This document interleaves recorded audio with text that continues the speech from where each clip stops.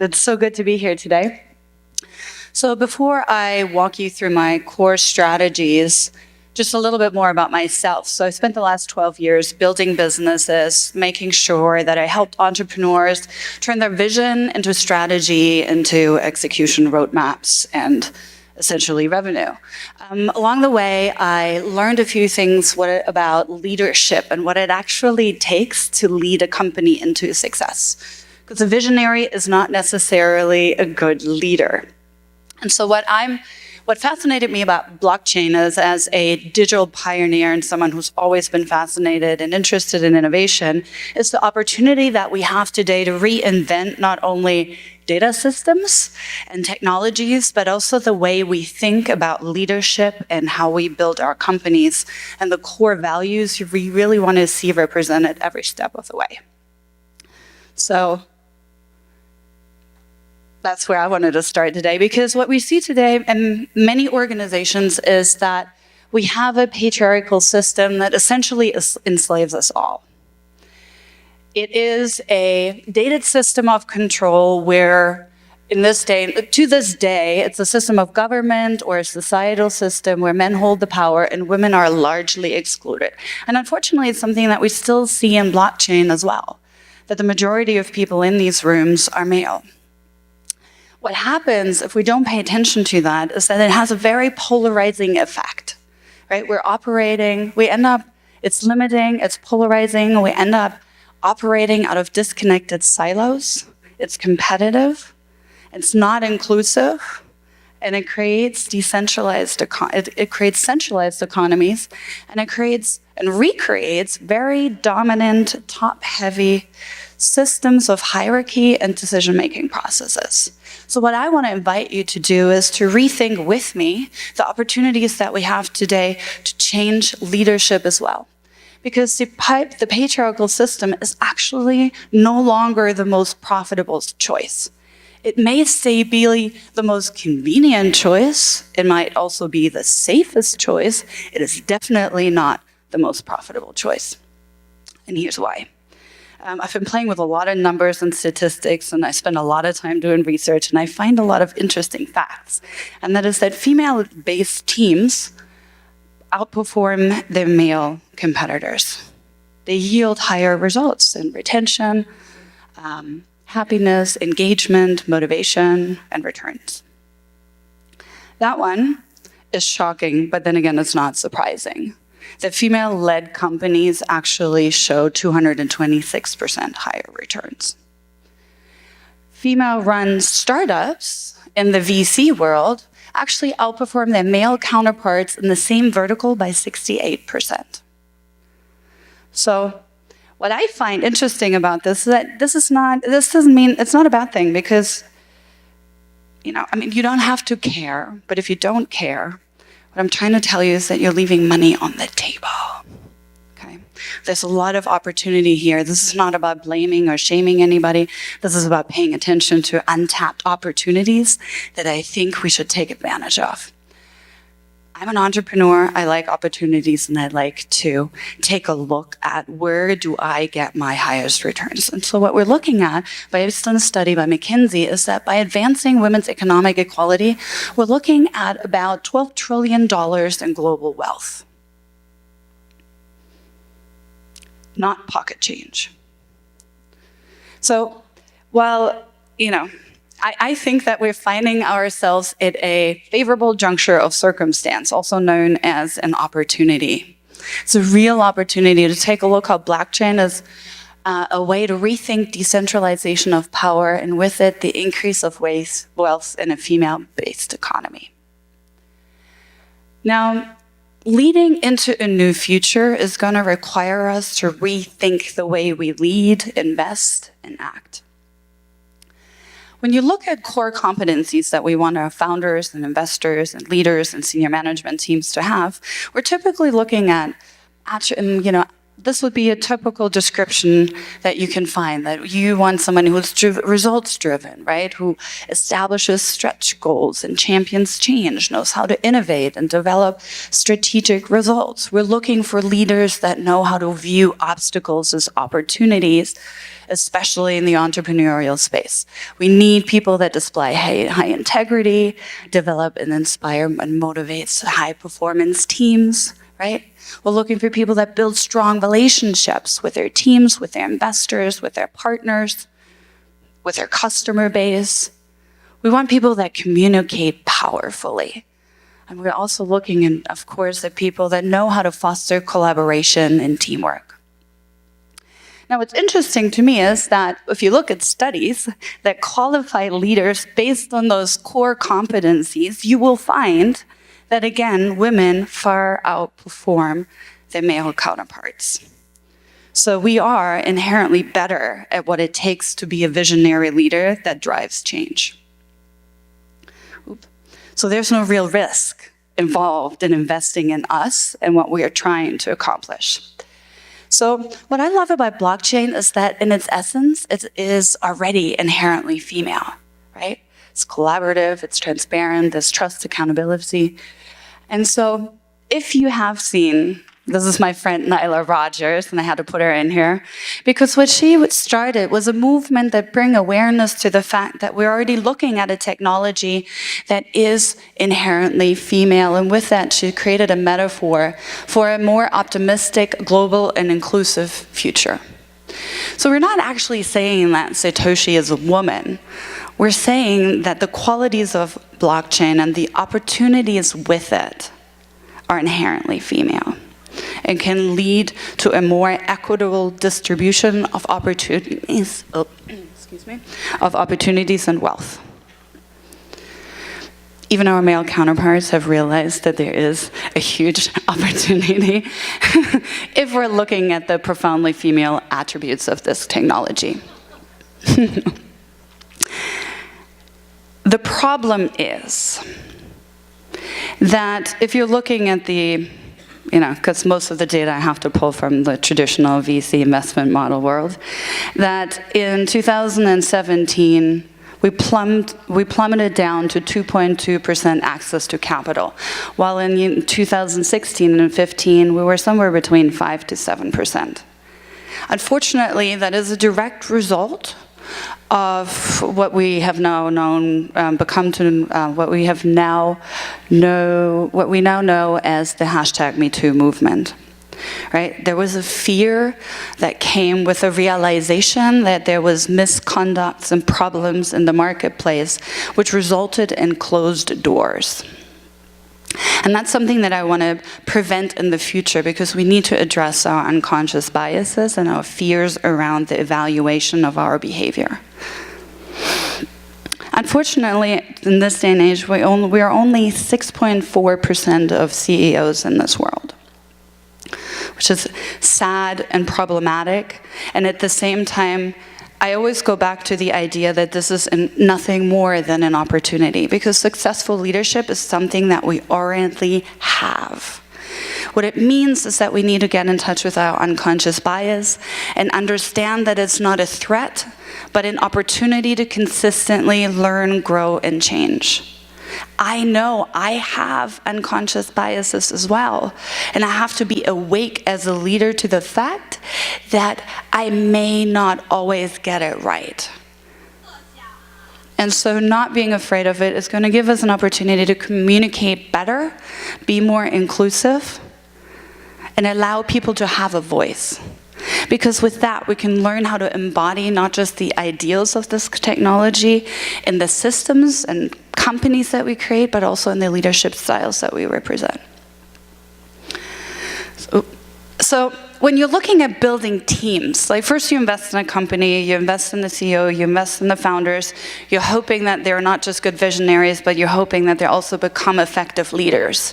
And so when you build a team and optimize their performance, it's really important to remember that a positive environment actually will allow people in it to be 67% more successful. And this is a statistic that I pull from behavioral psychologists that often talk about that you can't succeed if you don't have a favorable environment. And that means a failing forward culture.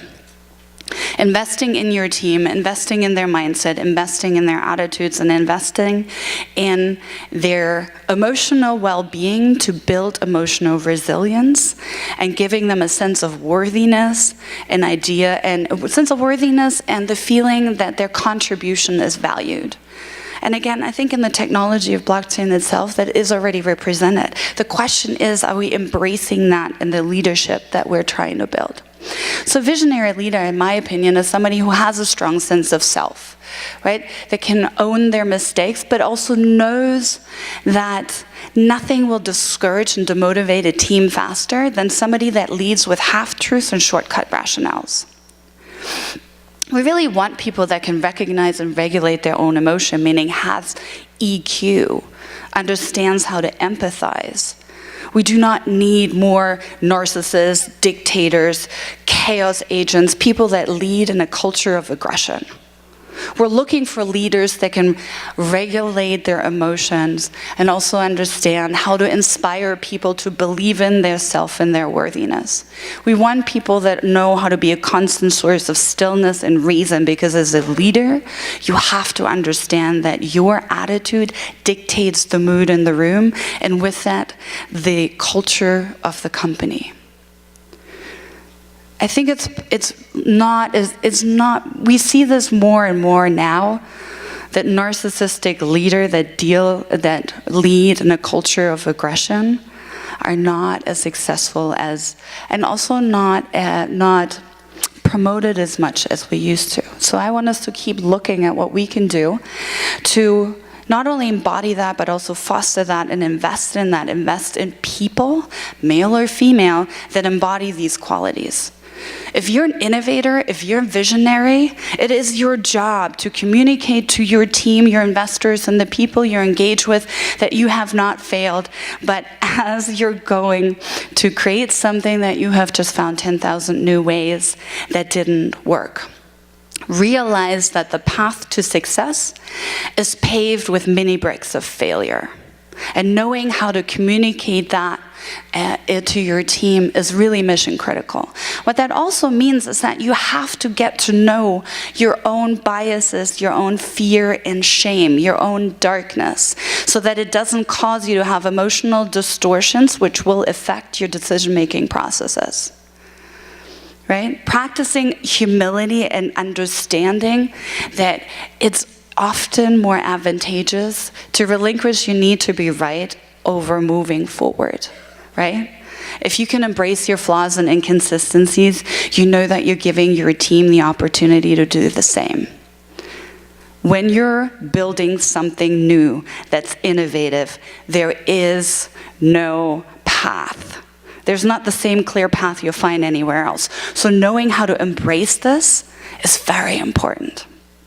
Otherwise, you're going to alienate your teams. So when you look at the entrepreneurial blueprint of success, I found something super interesting. And that's that succeeding as an entrepreneur is, luck. A lot of the time, it has a lot to do with luck. But having the emotional resilience and ability to actually make it without burning out is 50% genetic. You either are one or you're not. What I found even more interesting is that success is actually only 10% circumstantial. I thought that was interesting because we see a lot of people blaming circumstances for something not working out. What it really is, it depends on your mindset, your ability to rewrite the story, to communicate, and to view the obstacle in front of you. Your mental fitness is 40% of what it takes to succeed. And yet it's something we don't really talk about. So when you want to level up and be an effective leader, you have to understand motivation. And it's really not what you think.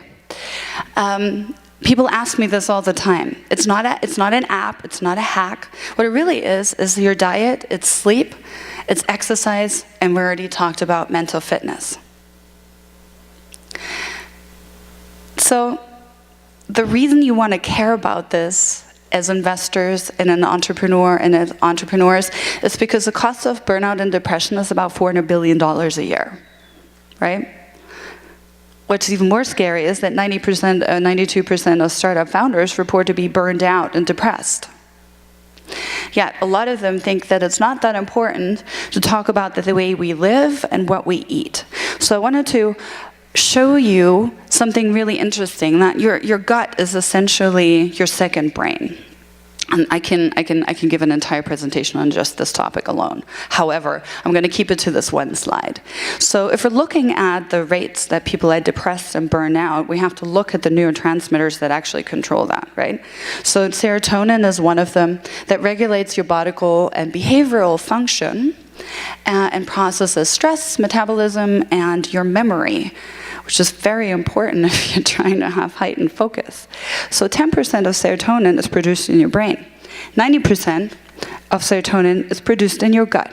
So if you want to tell me that you don't have to watch what you eat and pay attention to that to be an effective leader, I'm going to tell you that is a dangerous setup for failure. Same with sleep, right? Over 45% of people do not get adequate sleep, which greatly affects their decision-making processes and memory. I talk about memory a lot because part of being effective is to actually be able to memorize things and to be focused and to be clear. So if you don't invest in your sleep, if you don't invest in things that boost your memory, you're not building a high-performance team, and you're definitely not one yourself. Same with exercise. Now, we all know exercise is great for you. But what I want to bring to your attention is that sometimes you can also use it strategically. So if I have something really big that I need to focus on, I actually go and work out for 30 minutes because you have a guaranteed 2-hour window of heightened focus. So neglecting that puts you at a disadvantage. What I'm hoping for is like a new world, a new form of leadership where people actually focus on these things because they yield higher returns. I'm interested in opportunity, and I'm interested in the things that are effective, that drive change, and also the things that make me more money, right? So that's why I talk about this, because it's so easy to brush it off as it's like, oh, it's the wellness stuff, you know? Like, are you a wellness coach? I'm like, no, I'm not. I'm a business advisor. I help people make money, but this is how I do it. Okay, and of course, it increases levels of happiness and decreases depression.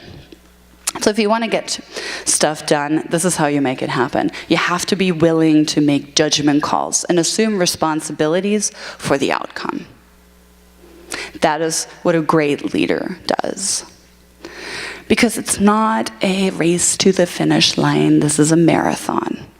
And you have to have your head in the game every single day for extended periods of time. So showing up half-heartedly, hungover, tired, angry, depressed, annoyed, isn't really going to cut it. It's not going to make you the next leader in this space. Because what you really need is to be more intentional with your time. We already know what it takes to understand your core values and translate them into who you want to be and how you communicate it. But it also really translates into setting priorities so that you're not getting sucked into the inbox vortex, other people's agendas, so that you stay on target with where you want to go. And with that, lead your team. Obviously, these priorities, they turn into clear goals that then your team can actually take actions on. Now, again, numbers, I like them. Chaos agents are somehow really popular, like it's something really funny. Like, oh, he's like super crazy. But like, you're costing everyone so much time and money. Can you imagine? If you're not organized, you're losing 1 or 2 hours a day. That's like, 700 hours a year? Who's got that time? I've got better things to do with my time. Now, knowing when to delegate is really important, because you not only want to know who you delegate to, how, when, but also why. You can't just hand off random tasks to people hoping they're just going to, make it happen, and they get upset with them when that doesn't happen. Knowing who you are, knowing how to communicate from that place will allow you to delegate more effectively. And then you just have to let go, because you want an atmosphere of trust, right? Where you're not stealing the spotlight, making everybody work towards your goal. Make it a common goal.